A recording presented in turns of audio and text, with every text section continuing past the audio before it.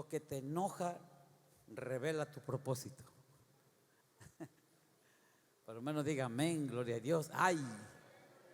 La síntesis de este tema, de este mensaje, es aquello que te provoca un enojo y frustración profunda. Y esa es una señal que tu propósito divino se ha revelado. Quiero que me pongas atención. ¿Cómo es eso de que el enojo revela mi propósito? Bueno, hay dos cosas que nos molestan. Una se llama enojo y otra se llama coraje. No es lo mismo enojarme que amargarme la vida. ¿Me estoy explicando? La mayoría de las personas hacen coraje, por eso están todos enclenques, como dicen por ahí, ¿verdad? Todos enfermos. Y el que tiene diabetes lo pudo haber tenido a los 70, 80 y a los 30 se le manifestó, porque anda haciendo coraje. De ese coraje yo no estoy hablando. Yo estoy hablando de aquel enojo, aquello que no te deja en paz, aquello que no te deja dormir, que tú te enojas por algo que alguien hace y que no debió haberlo hecho. Esa es la parte que estoy hablando, no el coraje que te amarga, el coraje que te enferma. ¿Estamos aquí? El enojo es aquello para lo cual tú naciste para corregir o resolver. Estoy explicando. Alguien se ha enojado y ha dicho, bueno, y como que a la iglesia le falta más alma. Y de repente se enoja. ¿Cómo así? ¿Qué están haciendo los líderes? Es un enojo que nací para que yo viera la casa de Dios llena. Y si no la llenan ellos, pues la voy a llenar yo, porque estoy enojado, porque hay líderes flojos, yo por lo menos le voy a echar ganas. Ningún líder dijo amén, todos están bien.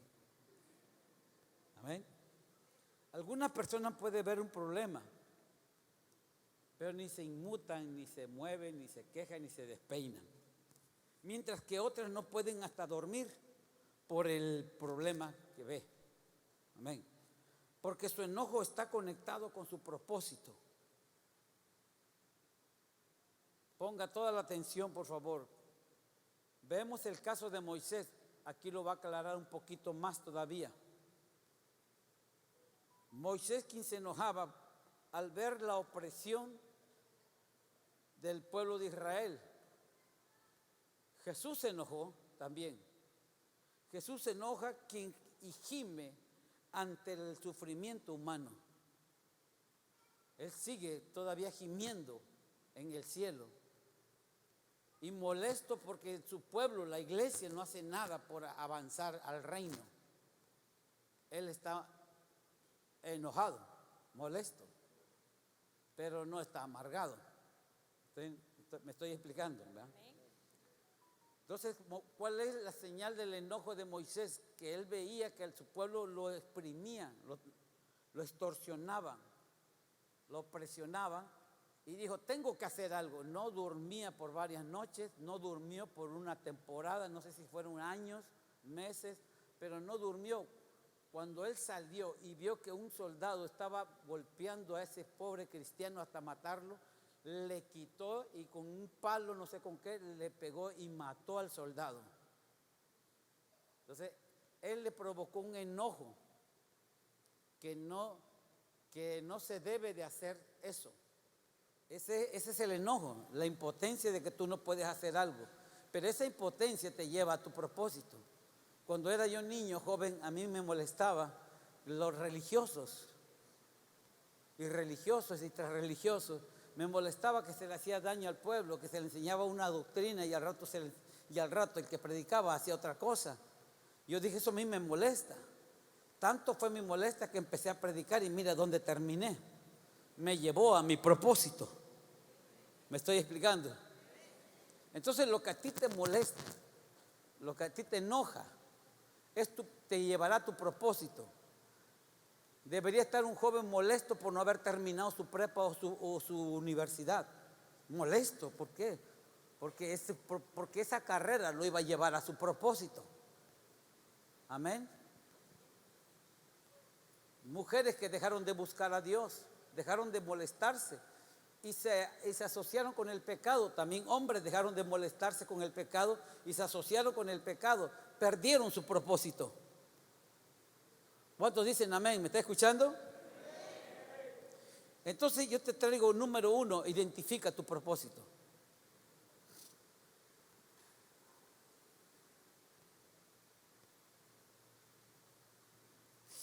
Ese propósito es la clave. Tu propósito es ese sueño persistente, la idea que siempre regresa y lo que preferías estar haciendo y no estar haciendo lo que estás haciendo ahora.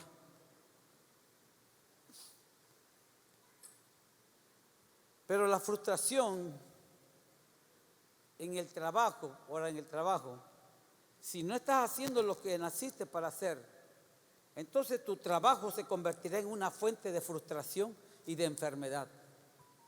Amén. La pregunta correcta, cuando un joven dice, ¿qué debo estudiar? Yo quiero estudiar una carrera donde yo gane más dinero. ¿Qué carrera se gana más dinero? La pregunta correcta debe ser, ¿para qué nací? ¿Qué me llenará de propósito? Tiene un significado.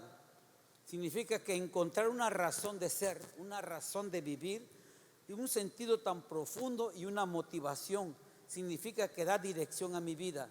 Esto quiere decir que cuando tú estás trabajando o aprendiste a hacer algo, es porque tú anhelabas hacerlo. Pero hay gente trabajando que no le gusta el trabajo, solo trabaja para vivir o sobrevivir, o porque hay un salario para comer, pero ese trabajo te tiene frustrado. Pero cuando tú haces lo que a ti te gusta hacer, vamos a poner un nombre de cualquier trabajo. Aquel que dice, a mí me gustó ser soldador y aprendí a soldar y me encanta lo que hago.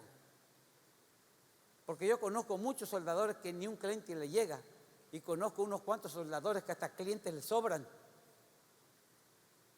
Constructores de casa, albañiles, como le llame usted, no le llega ni un cliente. Y hay albañiles que hasta le sobran los clientes, hasta la agenda está llena y le tiene que decir a clientes que no va a poder trabajarle. ¿A qué se debe? Ellos encontraron un propósito, les encanta lo que hacen. Hay vendedores que no les gusta vender, solo están vendiendo por vender, por eso no vendes nada, porque la venta no es tu talento. Y hay personas que guisan riquísimo, deberían tener restaurantes y ser millonarios. ¿Por qué no lo son si guisan tan rico? Porque no lo hacen con esa alegría de lo que saben hacer, lo hacen con la necesidad de vivir. Pero apóstol, hay necesidad de vivir, hay que poner negocio para vivir, hay que trabajar para vivir. Si esa es tu idea, no es tu fuente ni tu propósito.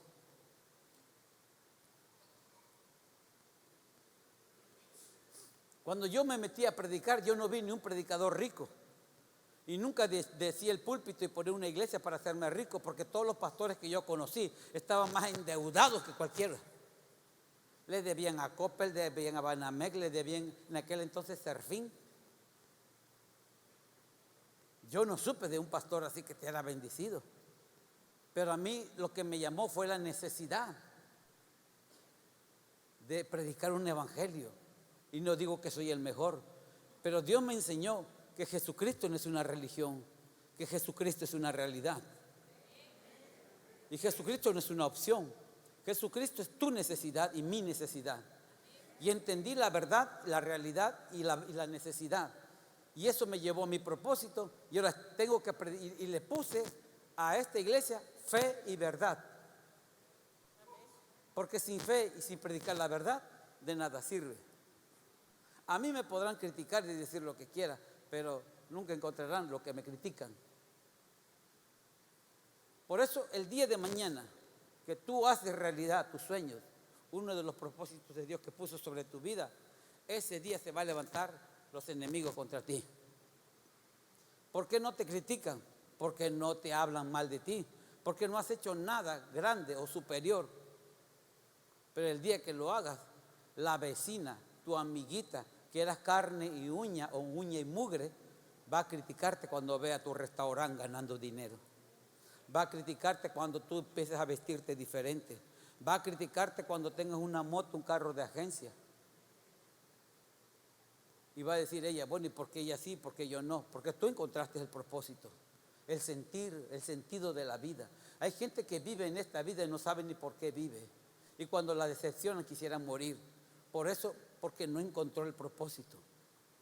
Pero si usted encontrara su propósito, los desánimos, los desaires y las heridas que le hagan en este mundo no le van a hacer daño, no van a funcionar. Porque el que vive dentro de un propósito es más feliz que un amargado. Encontrar una razón de ser es porque encontró su propósito. Hay gente que empieza a poner un negocio y gana poco. Y la otra dice, ¿cuánto estás cobrando las empanadas? No, pues tanto. No, deberías cobrar más. No, yo con esto está bien, ahí vamos. Pero la ambición te lleva a perder ese propósito. Yo prefiero trabajar, no ganar mucho ni ganar poco, pero prefiero tener más clientes que cobrar más. Y entre más clientes tengo, gano más, sin necesidad de subir el costo. Pero cuando se trabaja con propósito. Número 2, el propósito de Dios contra los planes del hombre o del ser humano. ¿Cómo dije? Ok. Proverbios 19:21. Muchos pensamientos hay en el corazón del hombre. ¿Más qué? Mas el consejo de Jehová permanecerá. Yo tengo otro lenguaje. Dice, muchos son los planes en el corazón del hombre, pero el propósito, ahí entra, pero el propósito del Señor prevalecerá. Eso se llama jerarquía divina. El propósito es más importante. Diga conmigo, el propósito es más importante que mis planes. El propósito es más poderoso que mis planes. Repita conmigo, el propósito precede de los planes de Dios. Porque muchos son mis pensamientos, mas el consejo de Jehová es el principal de todo. Amén. Amén. Dios ya tenía un propósito para ti. ¿Y qué ha pasado entonces? Mucha gente se pregunta, ¿y qué ha pasado si Dios ya tenía un propósito para mí? Pero la Biblia dice que el hombre escogió su propio propósito o su propio destino. Entonces nos perdimos del propósito. Y por eso estamos viviendo una vida fuera de un propósito divino. Todos tus planes que hagas fuera del propósito de Dios van a ser fracaso. Que el propósito es más importante que mis planes. No significa que tus planes no sean importantes, sino que si tus planes están primero que Dios, no serán importantes. Porque escrito está que buscando primero el reino de Dios y su justicia, todos tus planes y añadiduras te serán dados. Amén. ¿No me está escuchando hoy?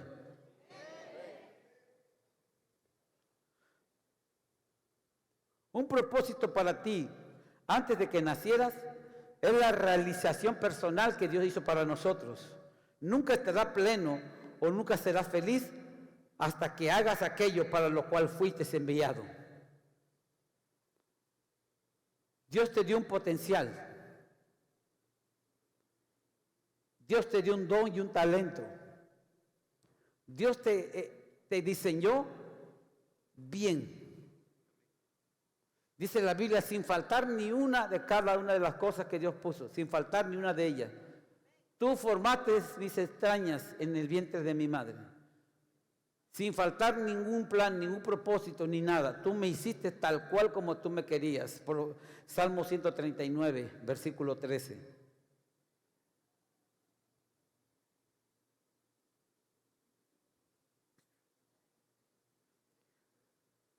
Quiero que leas conmigo para que tú lo vayas entendiendo. Diga conmigo, porque tú formaste mis entrañas. ¿Qué más? ¿Quién te hizo en el vientre de su mamá? Dios. ¿Qué más dice? 14. Te alabaré.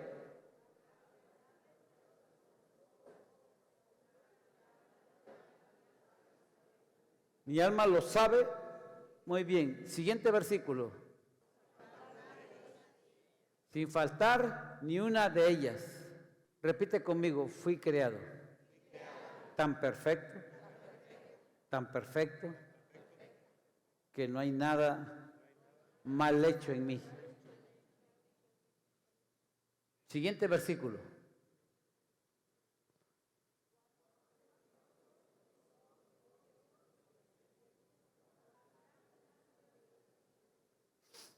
Siguiente.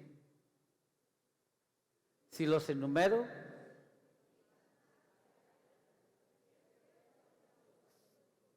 wow, qué tremendo este versículo. Cuando yo lo leí hace muchos años, yo encontré mucha respuesta a mi vida. Y dije, aquí está el secreto de ser feliz y de tener para vivir, no para sobrevivir, para vivir. La palabra sobrevivir es comer migajas, comprar de migajas. La palabra vivir es disfrutar. Tienes para comer, tienes para vestir, tienes para vacacionar. Disfrutar. Amén. Cuando tú conoces tu propósito, tú conoces las grandes riquezas que Dios tiene para ti. Tanto riquezas de salud como riquezas de paz, riquezas de felicidad y riquezas de economía. Pero mientras no encuentres tu propósito, siempre vas a estar en, digamos que en miseria, aunque no se ve, pero sí, todos los días peleas, todos los días reclamas y todos los días te falta el dinero. Todos los días peleas hasta con Firulais. Y si no está Firulais, con el gato. Si no está el gato, con el marido. Y si no, te desquitas con el vecino o el de la tienda. Pero siempre andas buscando una amargura. Por eso Dios los trajo aquí, a este lugar, para que cada uno de ustedes entienda cuál es el propósito de esta vida. No solo... Las iglesias hablan de palabra de Dios, pero la palabra de Dios no entra cuando no conoces cuál es el camino, la verdad y la vida, que se llama propósito. Sé la historia de un hombre llamado el obispo Harold Ray, como también aquel gran predicador Marsh Monroe, quien dejó una exitosa carrera legal para seguir su propósito de pastorear y experimentando un cambio radical en su vida. Un hombre que dejó miles de iglesias en cada estado de todas las naciones. Un hombre que fueron más, no sé, millones y millones de almas que salvó para Cristo. Él conoció el propósito. Lo conoció tan profundo que Dios lo bendijo y le abrió ventanas y puertas, que disfrutó lo que era el propósito de ser bendecido. Lo que para muchos dicen que es la iglesia de la prosperidad. Tú vas a la iglesia de la prosperidad. O sea, la misma palabra lo dice. Vas a la iglesia próspera. Aunque ellos tratan de quemar a la iglesia, pero no saben que la están bendiciendo. Por eso entre más dicen, la iglesia esa, fe y verdad, que hablan de la prosperidad. Por eso somos bendecidos, porque cientos de gente nos están diciendo que somos de la prosperidad. Eso después te lo voy a enseñar. La boca de cada ser humano tiene poder. Ya sea mundano, sea cristiano, sea quien sea. Pero cuando una persona te maldice, no te maldice, te bendice. Porque la Biblia dice que todo el que te maldiga será de bendición. Tú lo tienes que maldecir, tú lo tienes que bendecir también, para que su maldición no prospere más. Todo el que desee tu mal, dice, nunca prosperará. Y el mismo Dios dice, yo hice al herrero y al destructor, y ningún arma forjada prosperará contra ti. O sea, ni la del brujo. ¿Para qué le tienes miedo al brujo entonces? Dios te formó con un propósito. Amén.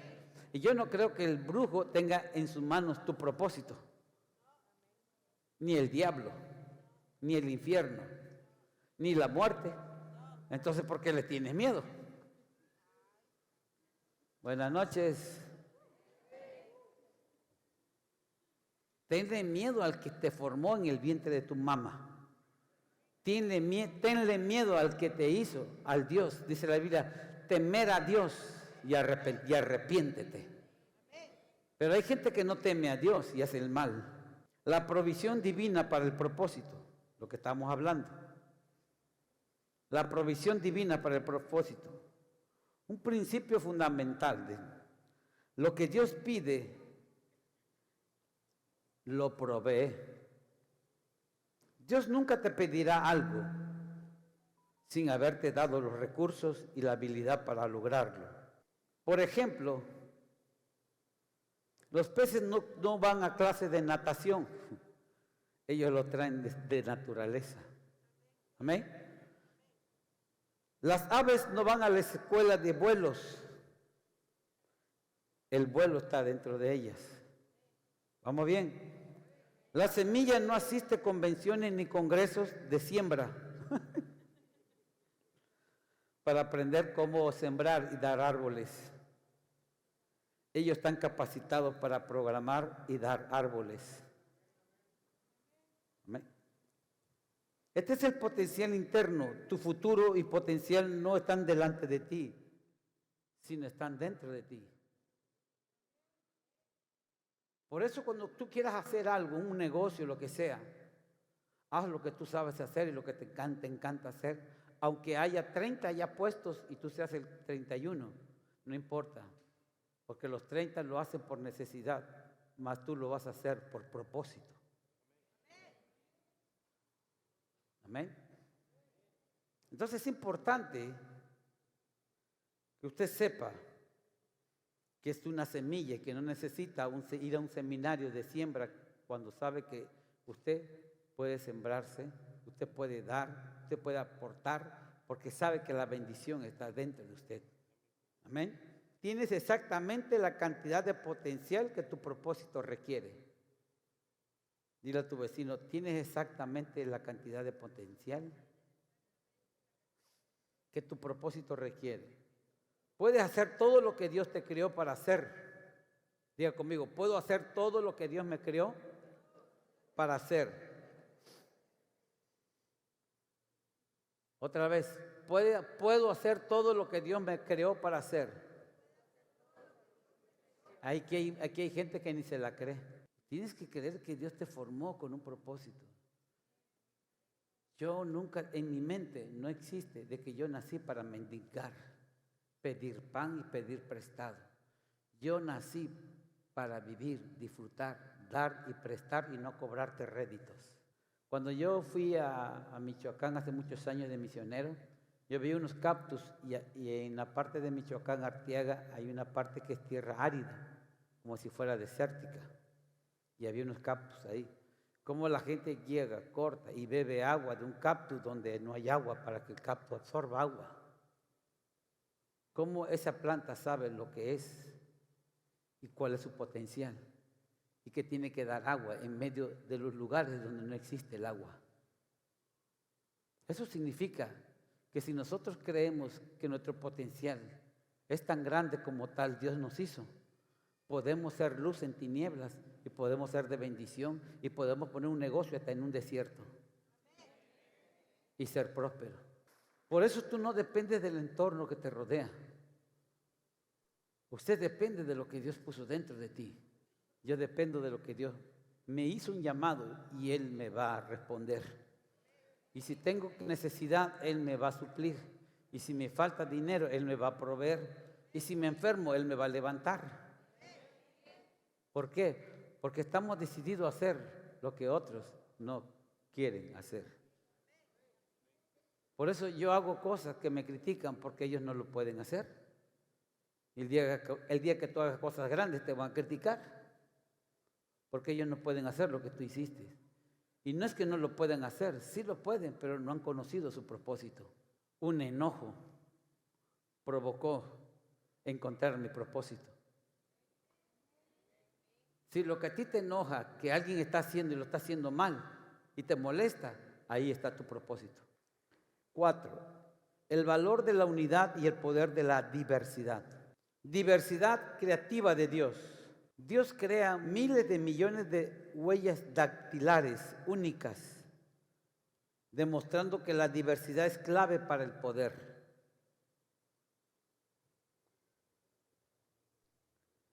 El principio del poder es este: para que haya poder se requiere diversidad. Por ejemplo, una batería de coche, de auto, necesita un polo positivo y uno negativo, o un negativo y un positivo. ¿Estamos bien? Para liberar energía. Ser uno mismo es imitar a otro. Eso mata tu poder. Imitar a otro mata tu poder y es mejor ser uno mismo. Y le dije, Señor, ya cada nación tiene sus predicadores, pero aquí falta uno. Heme aquí, Señor. Envíame a mí. Así que dile a tu vecino, hay mucha gente de negocios, pero Señor, te falta una como yo. Vamos, dígalo. Por lo menos profetícelo. Dile, Señor, ya hay muchos empresarios, pero te falta uno que no se llama como yo, que no tiene una dueña dáctil como la mía. Así que levanta tus dos manos y dile, Señor, heme aquí, úsame a mí. Amén.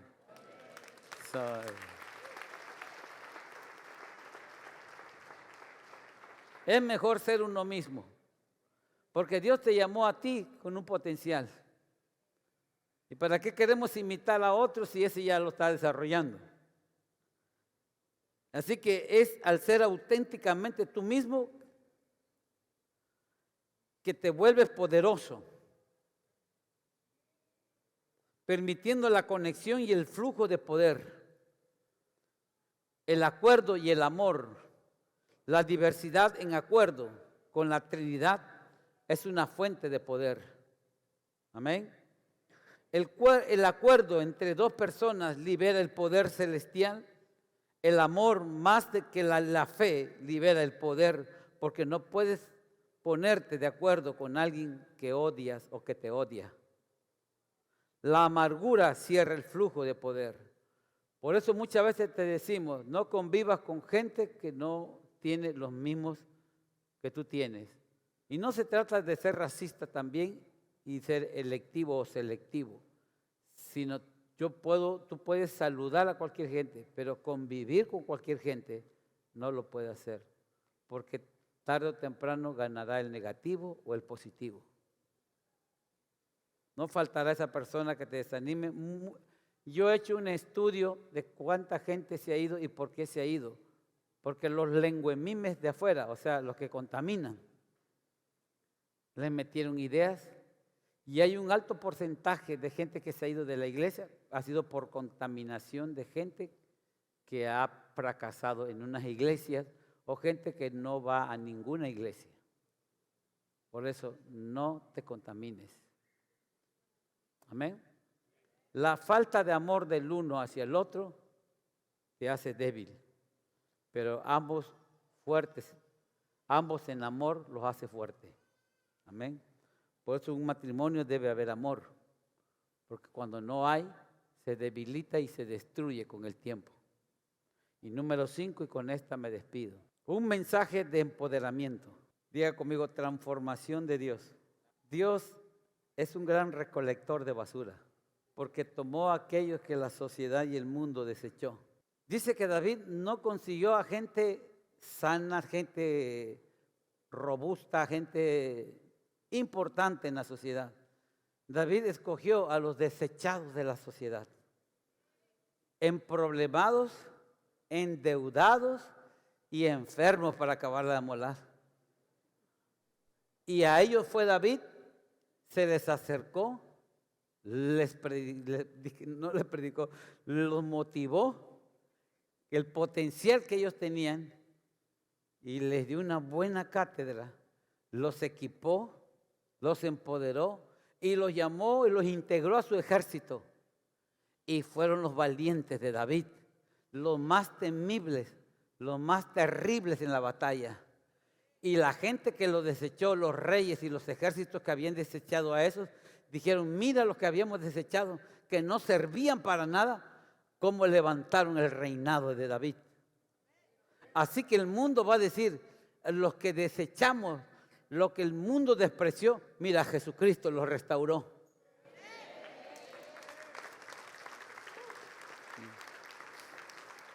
Les dio talento, les dio poder, los entretejió, los formó dentro de su madre y los hizo sin faltar ni una gota de uña.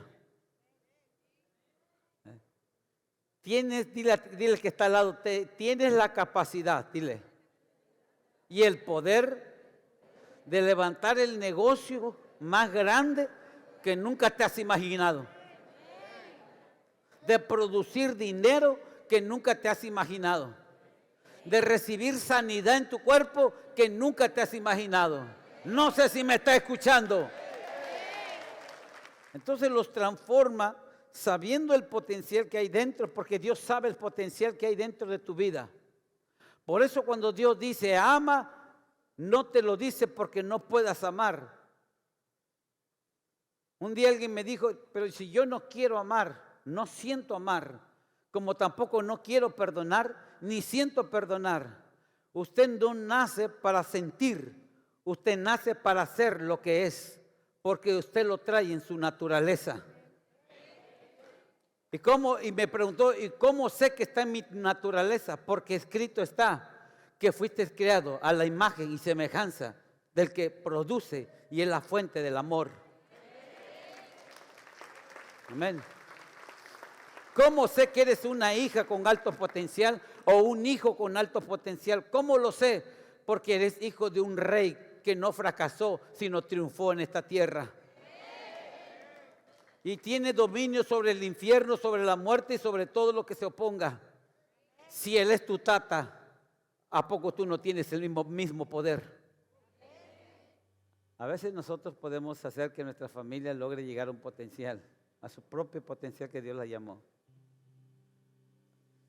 Y es cuando estábamos casados, la profeta y su servilleta, ella me dijo: Benny, y entonces me dice: ¿me dejas terminar mi carrera? Porque ella había quedado en lo que antes había en la universidad, cuando se casó conmigo. Y me dice: Benny, ¿me das chance de estudiar mi carrera y terminarla? Y yo dije: ¿cuánto tiempo? 4 años. A la vida, 4 años. Cuando terminó me dice: Benny, otra vez, Benny, toma el trono. Me dice: Benny, sí, hija. Le digo: ¿qué pasó? Voy a trabajar. Cuando le iban a dar la gerencia, encontró su propósito y Dios la trae conmigo a la iglesia.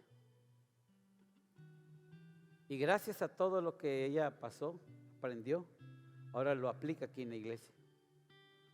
Sin ella, esta iglesia no tuviera orden, porque una iglesia grande debe ser totalmente administrativa. Así que Dios te llamó para transformar lo intransformable. Dios te llamó para conquistar lo inconquistable. Fuiste llamada con un potencial y con un propósito. Y no estás sola. El Creador que te formó está contigo. Y Él no le faltó nada. Es más, tiene tus piezas originales en el cielo. Si te falta un riñón, ¿por qué no lo has pedido? Si te falta un hígado, ¿por qué no lo has pedido? Cada pieza, cada refacción está en el cielo. No importa cómo te sientas, eres valioso. Tu situación actual no es el final, sino un punto temporal o un gran viaje. No ha terminado todavía. Aún estás en transición. Quedan libros por escribir, canciones por componer, construcciones para construir. Un llamado a la acción hoy te pido. Es ahora de dejar de actuar como una oveja e ir a la jungla a hacer ruido, que el mundo sepa que has llegado y que no eres un tigre, eres un león, una leona, y que ruges porque tú eres la línea directa del ADN de un león, de la león de la tribu de Judá. Y ese se llama Jesús de Nazaret. Jesús de Nazaret. Dios te puso en ese lugar. Y digan lo que digan de ti, no te muevas. Amén. Dios te trajo a esta casa y te critiquen y te hablen, no te muevas. Pídele a Dios cuál es el potencial por lo cual te llamó y tu propósito, y vivirás todos los días de tu vida en éxito y en gloria y en victoria. Amén. Y la gloria postrera será mayor que la primera, dice el Señor. Lo que Él te ha dado hoy no es nada lo que te va a dar las próximas semanas, en los próximos meses, pero tienes que buscar tu propósito. Deja de dormir, despierta, iglesia. Aleluya.